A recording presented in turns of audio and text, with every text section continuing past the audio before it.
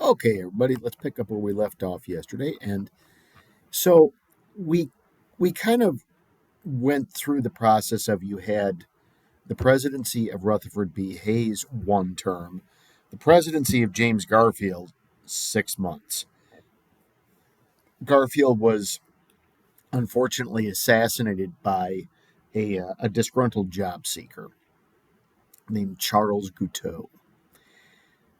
Garfield is succeeded by his vice president, Chester Arthur. There's Chet right there. He's got some epic facial hair there going too. Doesn't have the beard, but he's got the sideburns. Yeah. Arthur is a really interesting dude. He was not, he was obviously Garfield's vice president, but he was not well liked or trusted by the vast majority of people, largely because Chester Arthur was a poster child for what was wrong with politics. He had made an entire political life and career out of cronyism. Arthur got his political jobs largely because somebody owed him a favor or he knew somebody and that got him a job. The great irony of this is that Chester Arthur had been had worked for the executive branch in New York. He was fired by Rutherford B. Hayes for being a hack and unqualified for his job. And like 3 years later, he ends up being president. What's really fascinating about this is that Chester Arthur's actually a darn good president for what he's able to do. I'm going to use a weird story here. Let's suppose that you have a tragedy. Let's suppose that you have an animal that dies, a pet. Mr. Fluffykins, your beloved whatever. You're heartbroken. You're crushed by this. Your parents feel horrible, and they see you're in pain, and they wish they could do something to help. And you look at them, eyes full of tears, going, "Nothing will ever replace Mr. Fluffykins. But 2 tickets to go see Taylor Swift might really help me make me feel better and work through this tragedy." And like $1,000 later, you've forgotten all about Mr. Fluffykins as you're enjoying Tisha's put on her show. It's kind of an odd example, but this is sort of what Arthur did. Garfield's assassination, Arthur used this, and he came in before Congress and all heartbroken and like, "You know why our beloved President Garfield is dead and I'm standing before you?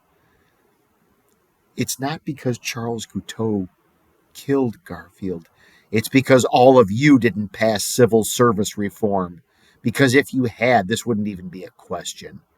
It's your fault he's dead. To honor him, pass the Pendleton Act and make all of government civil service, merit based, make people qualified for their jobs."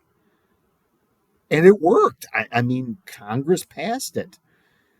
Arthur was actually a brilliant politician, and he did a decent job. He also had the unusual good fortune of having a surplus in the budget. And if you don't know what a surplus is, that's when you actually have money left over. This is a very rare event in government. Government real good about spending money, not real good about saving money. Um, but Arthur actually ended up with a budget surplus, which he decided to put to good use, knowing that Congress would most likely waste it. And, spoiler alert, they probably would have just wasted it because that's kind of what Congress does. Um, he spent it on upgrading the military because let's keep track of this. It starts under Garfield. Now it goes to Arthur. we got two presidents in a row who are trying to upgrade the military out of fear of Krupp's big guns and the potential for what might happen. Um,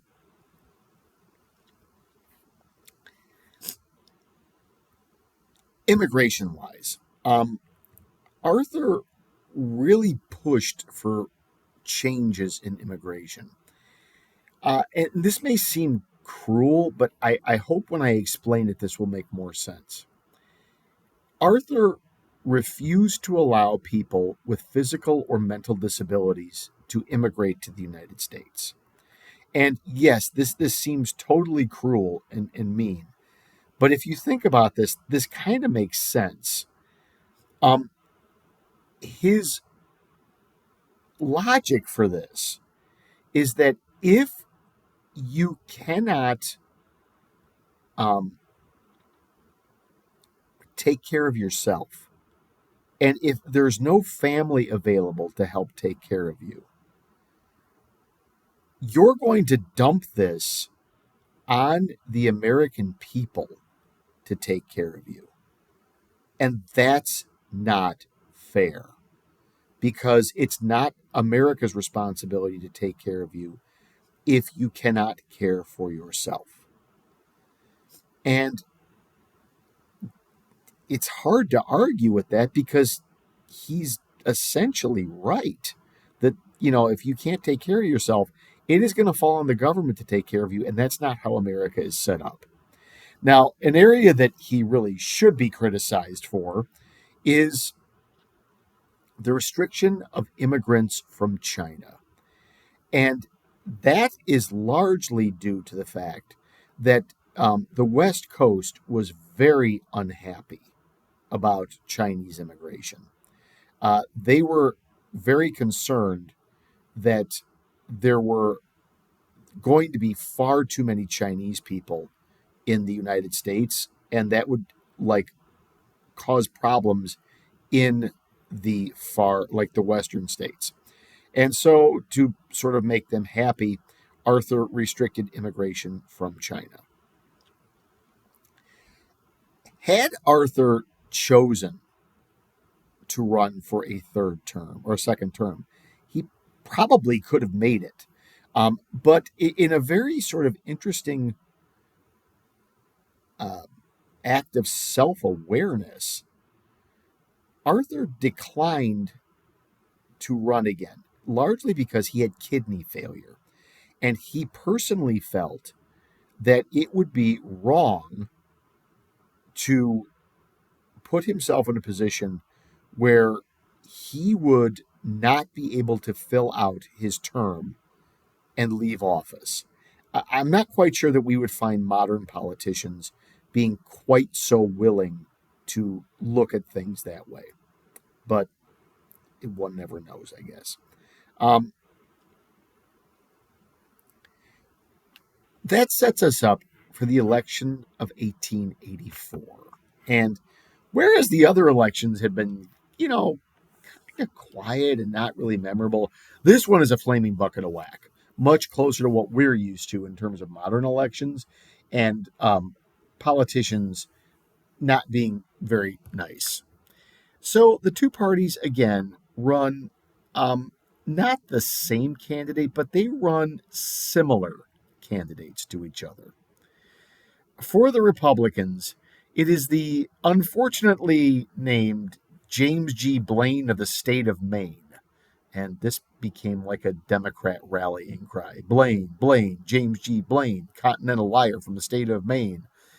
And for the Democrats, it is Governor of New York, Grover Cleveland. The real difference in the election has to do with the candidates' positions regarding foreign policy and cronyism. Now, we've already covered cronyism a little bit, but I'm going to revisit this. Cronyism is the idea that you reward people for support with government jobs. This is how Chester Arthur, ended up being vice president, which actually turned out pretty good. Um, Foreign policy is how we deal with other countries. Now, in terms of the differences between the two, um, James Blaine is of the opinion that the United States needs to have an active foreign policy. And what I mean by that is that we need to be involved in other countries and doing things, excuse me, with other countries, for other countries, to other countries. Grover Cleveland is not of that opinion. He is almost what would be referred to as an isolationist. He is of the opinion that the United States needs to stay out of the affairs and business of foreign countries because it's none of our concern.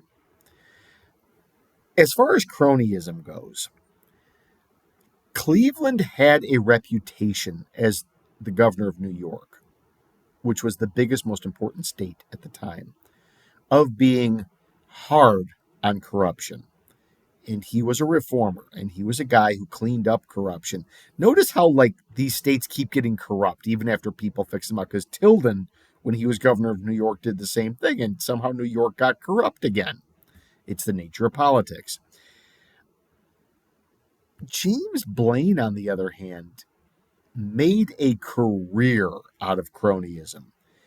He was a big believer in the need to continue to use political office as rewards for support.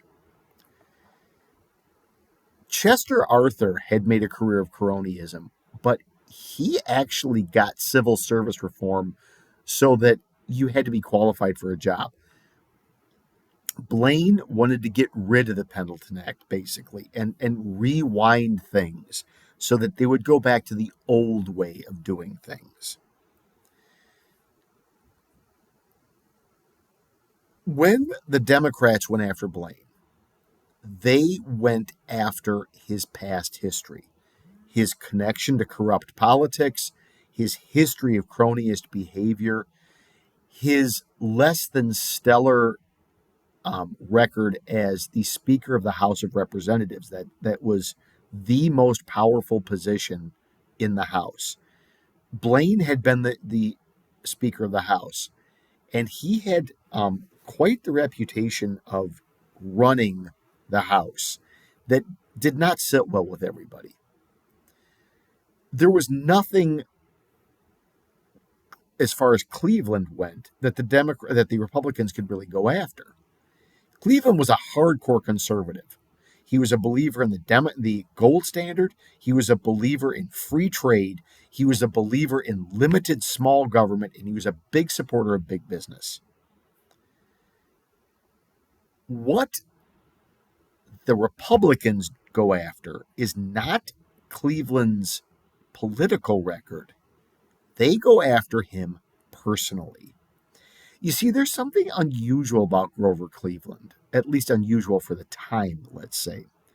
Grover Cleveland was young for running for president. I think he was 46 at the time he started running, which for some of us, 46 is young. When the average age of men who ran for president was in their 50s or 60s, Cleveland was really young to be doing that. Now, you also have to realize that when we're talking about 150 years ago or thereabouts, the standards of beauty and what was considered to be attractive were very different. I do not have a picture of Cleveland as a younger man, but he was regarded as being incredibly handsome.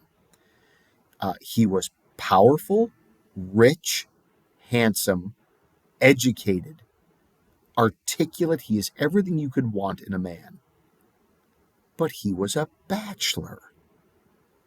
Why would the governor of the most important state in the country, who was wealthy and successful and handsome, be single? Well, the Republicans, this was the angle that they took. It's obvious. It's because he doesn't want to be married. Well, duh. No, no, no. You don't understand. He doesn't want to be married because he's a player. He's single looking to mingle, baby. That's right. He's got a girl in every city. And they went so far as to literally find a completely insane woman from Cincinnati, Ohio, who maintained that Grover Cleveland was her baby daddy and that she had some kid who was actually his out of wedlock that he was not caring for and being responsible for. Both sides begin using the media to badmouth each other, hurl accusations of immorality, irreligious behavior, wickedness, unacceptable, un American practices. It looked like a normal election for us. In the end, the election is decided by less than 1% of the vote. The Democrats win the South. No big surprise there. It's the solid South again. They're still there. Blaine carries most of the northern states, with the notable exception of New York, which makes sense. It's Cleveland's home state. What is more significant this time, though, is both parties realize that looking back over the past several election cycles, there's a very interesting pattern that has occurred. And that pattern is that there are four states who change their votes. And depending on who they voted for, that's who won the election. These four states became known as swing states. They are states that swing the election one way or the other, and they swing from one party to the other. And so, beginning in the election of 1888, both parties will now begin looking specifically at these states as being absolutely vital to win in order to secure the presidency. That, by the way, still continues today. Now, Cleveland as president. Let me move this up here real quick. I got it. Okay, so a couple of things about Grover Cleveland. Up until 2024, he was the only man ever to serve two terms not consecutively. He is elected president in 1884, and he was elected again in 1892. There's a blip in between, which we'll talk about, which is both hysterical and tragic. Um, he is the first Democrat to be president since Andrew Johnson. So he is the first Democrat since 1865. So that's almost 20 years since the last Democrat. And remember, Johnson, even though he was Lincoln's vice president, he was a Democrat. He was put in place largely to get the support of Northern Democrats.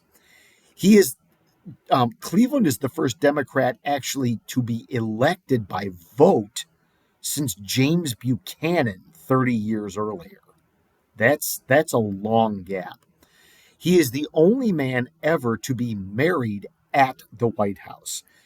He met and fell in love with a young lady about half his age, who they got married at the White House and had a big family and just absolutely loved the heck out of it.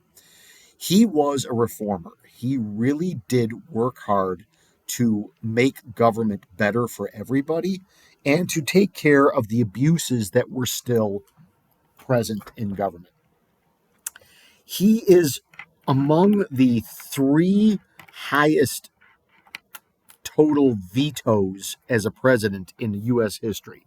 He vetoed hundreds and hundreds of bills. And this is largely because there was a Republican majority in the Senate, and they just did not see eye to eye. He also went back and revisited the contracts given out by the government to the transcontinental railroads. And Cleveland ended up taking back 81 million acres of land given to the railroads, not necessarily illegally, but probably not. The word I'd be looking for here is like licitly, or maybe not really quite above board. And he continued the process of updating the Navy. He is president number 3 in the hey, let's modernize that Navy, kids. Here's a picture of Cleveland towards the end of his life when he was no longer young and handsome. Let me get this over here so you can see. The presidency aged him. There he is with his mustachioed whiskers. Okay, we'll pick this up on our next lesson. Peace and love.